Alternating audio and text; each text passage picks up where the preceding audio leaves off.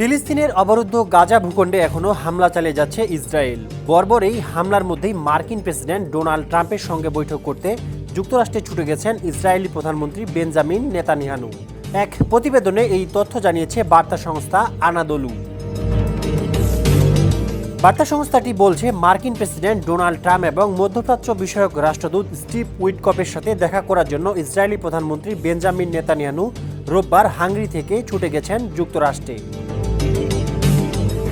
Israeli এক দৈনিক সংবাদ মাধ্যম জানিয়েছে, নেতানিয়াহু সোমবার হোয়াইট হাউসে ট্রাম্পের সাথে আলোচনা করবেন। এছাড়া গাজায় চলমান যুদ্ধ এবং হামাসের পক্ষ থেকে ইসরায়েলি বাহিনীর পুরোপুরি প্রত্যাহার এবং যুদ্ধের অবসানের দাবির পরিপ্রেক্ষিতে উইটকফের উপস্থিতিতে ইসরায়েলি বন্দী মুক্তির ইস্যু নিয়েও আলোচনা হতে পারে।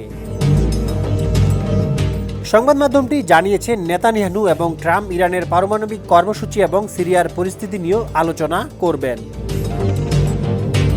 এছাড়া ইসরায়েলি প্রধানমন্ত্রী মার্কিন বাণিজ্যমন্ত্রী হাওয়ার্ড লুটকিনের সঙ্গেও দেখা করবেন। বাণিজ্যমন্ত্রী হাওয়ার্ড মূলত ট্রাম্পের শুল্ক নীতির তত্ত্বাবধায়ক করেন। গত বুধবার উল্লেখযোগ্য বাণিজ্য ঘাটতির কারণে অন্যান্য দেশের সাথে ইসরায়েলের উপর 17% শুল্ক আরোপের পর মার্কিন বাণিজ্যমন্ত্রীর সঙ্গে বসতে চলেছেন নেতানিয়াহু। পৃথক প্রতিবেদনে সংবাদ মাধ্যম টাইমস অব ইসরায়েল বলেছে, রোববার রাতে ওয়াশিংটন ডিসিতে পৌঁছেছেন প্রধানমন্ত্রী বেঞ্জামিন নেতানিয়াহু। আগামী 2 দিন ধরে তিনি মার্কিন প্রেসিডেন্ট ডোনাল্ড ট্রাম্প এবং ঊর্ধ্বতন মার্কিন কর্মকর্তাদের সঙ্গে তাড়াহুড়ো করে নির্ধারিত বৈঠক করবেন। দেশ জুড়ে তোলপাড় ওয়ালটন ফ্রিজ কিনে আপনিও হয়ে যেতে পারেন মিলেনিয়ার।